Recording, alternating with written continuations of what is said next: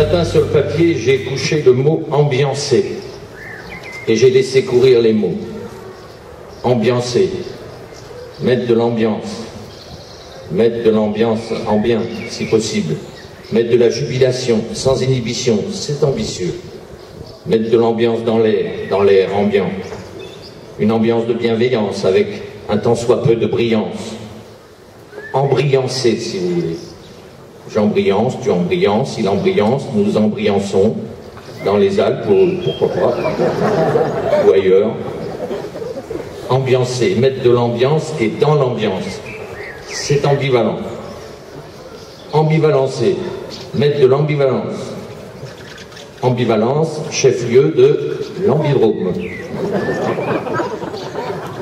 Mieux vaut vivre dans l'ambivalence que mourir dans l'ambulance. Vous imaginez l'ambiance dans l'ambulance? Un blessé de guerre, un éclat d'obus, d'un obus lancé à la cantonade ou à la canonnade.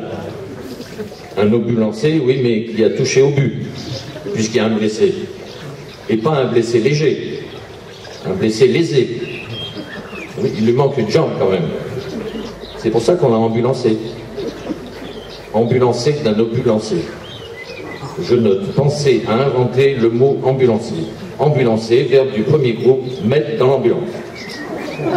Exemple. Allô, les pompiers, il y a le feu, je suis coincé au 6e étage. Ambulancez-vous par la fenêtre. Au sens figuré, évacuez rapidement. Exemple, il s'est pris un râteau, je l'ai ambulancé.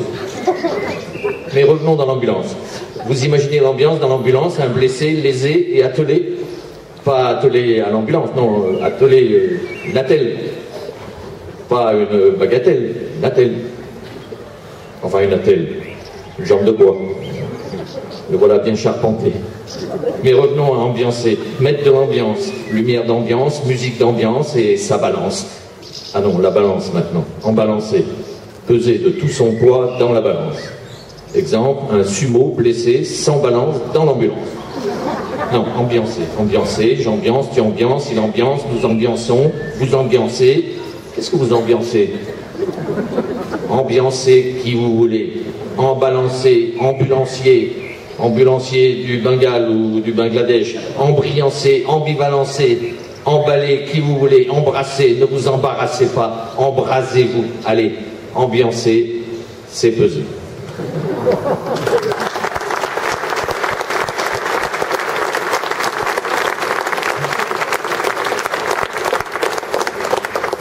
Bon, alors on change complètement de sujet. Madame, sous vos pieds dans l'ombre, un homme est là, qui vous aime perdu dans la nuit qui le voile, qui souffre vers de terre amoureux d'une étoile, qui pour vous donnera son âme s'il le faut, et qui se meurt en bas quand vous brillez en haut.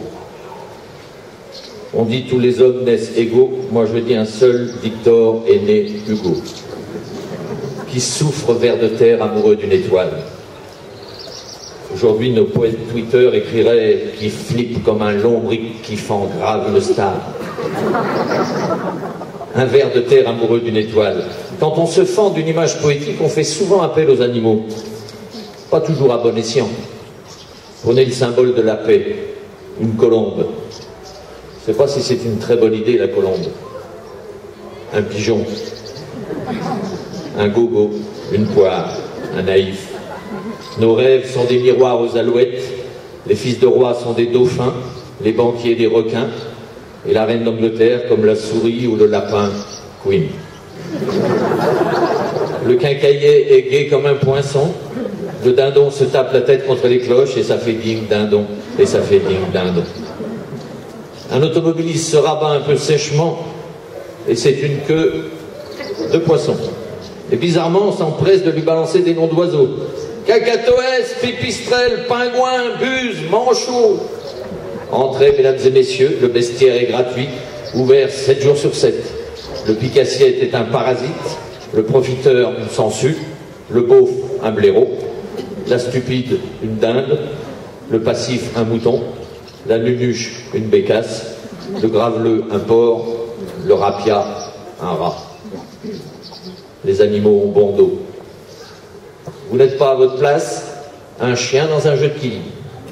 Vous êtes maladroit, un éléphant dans un magasin de porcelaine.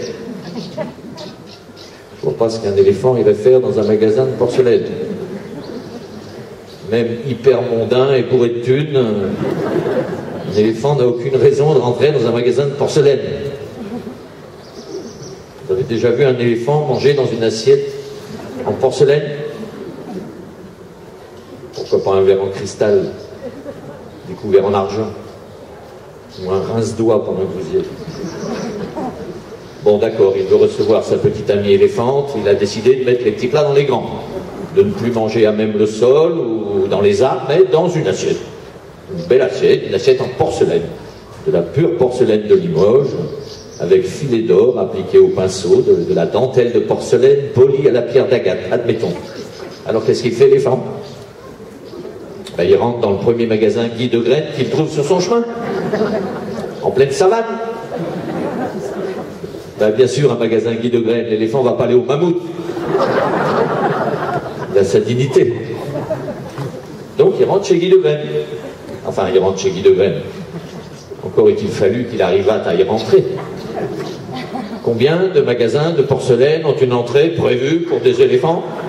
Ah ben c'est bien beau de dire un éléphant dans un magasin de porcelaine. Vous en avez déjà vu des chatières pour éléphants?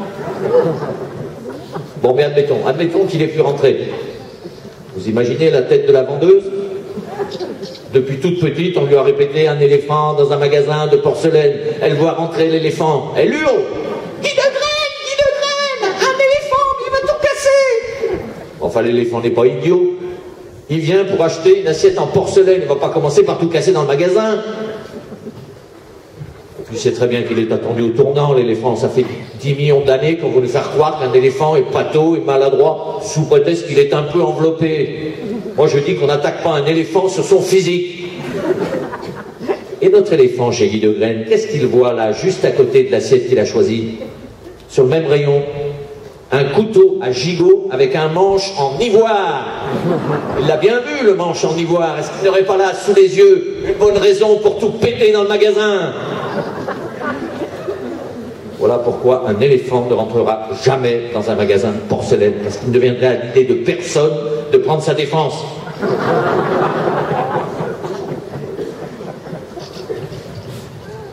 On fait trop peu de cas des animaux. Qui chantera les bonheurs détruits? Les amours détruites. La force de loi. La ferveur des veaux. L'amertume des pies. La gourmandise des cerfs. L'arrogance des daims. Et la fidélité de certains signes. Oui, il y a des signes qui ne trompent pas. On fait trop peu de cas des animaux. Qui chantera la dépravation des morses? La barbarie des orques? L'abattage du bois? On fait trop peu de cas des animaux. Qui chantera la duplicité des faucons? L'harmonie des couleuvres? Les couleurs des teignes? Et l'arthrose du gnou?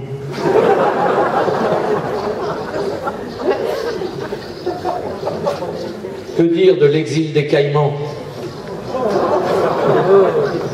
De la morale d'éthique? De l'inclinaison des vers? Que dire de la régularité des ours? De la beauté des laits? De l'alcoolisme du poney? On fait trop peu de cas, même des poissons. Qui chantera la propreté des sols? L'hermétisme des tanches? Le dessous des carpes? On fait trop peu de cas, même des poissons. Qui chantera la diversité des congres? Le cran de l'arrêt? et la justesse du ton, et la chaleur des cendres, l'ouverture des plis, et un truc bizarre, sous la mer c'est assez rare, la fermeture des bars. On fait trop peu de cas des animaux. Et la sécheresse des otaries.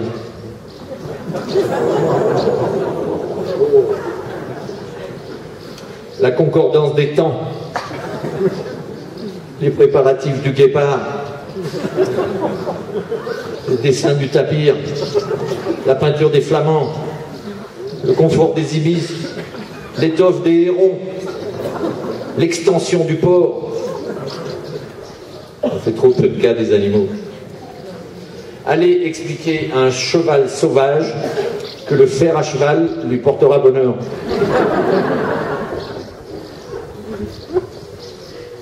Le cochon se doute bien qu'on s'intéresse moins à son QI qu'à ses cuisses. Et la vache, on sait bien qu'elle ne va pas révolutionner le monde avec sa progéniture.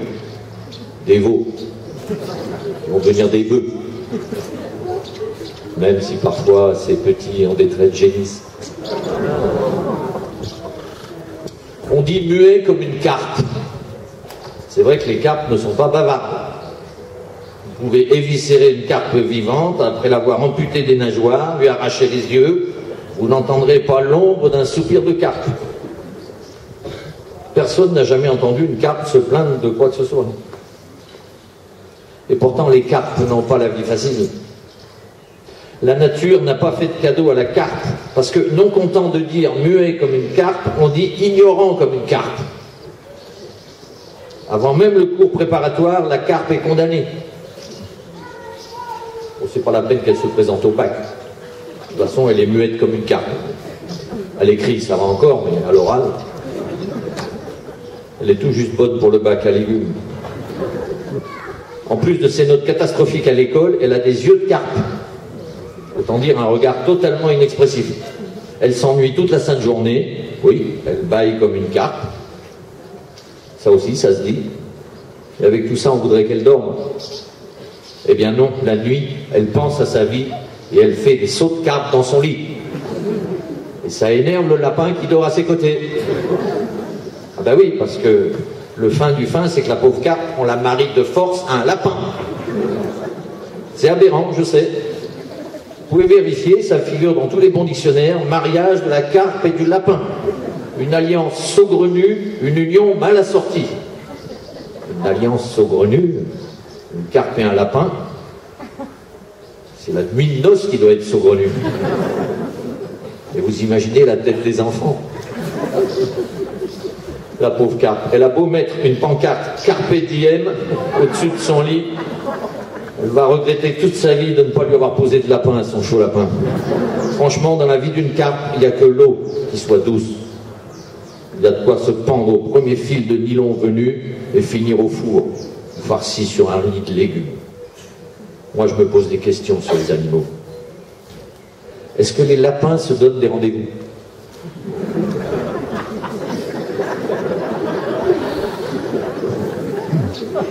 Y a-t-il des embouteillages chez les bisons? Est-ce que les chiens de traîneau font du ski? Les poissons respectent-ils les distances de sécurité? Est-ce que les huîtres clament?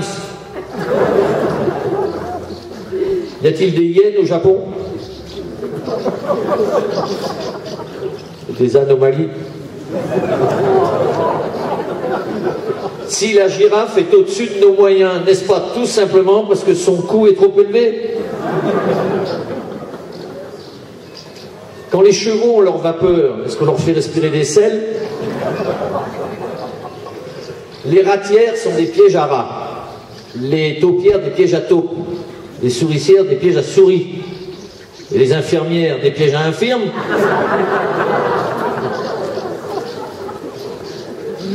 Cochon, on verra.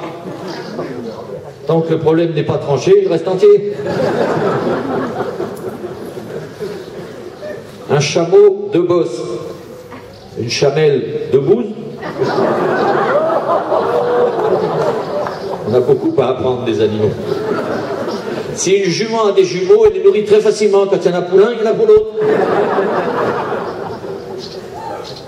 Si un cheval déprime, confiez-le à une femme. Une écuyère matin, midi et soir, il n'y paraîtra plus. Allez, tout ça, ce sont des mots, des animaux. Comme on dit chez les chevaux, les paroles s'envolent, les écuries restent. Et puis l'homme est un animal comme tout le monde. Il est même vivipare. Il vit et il part.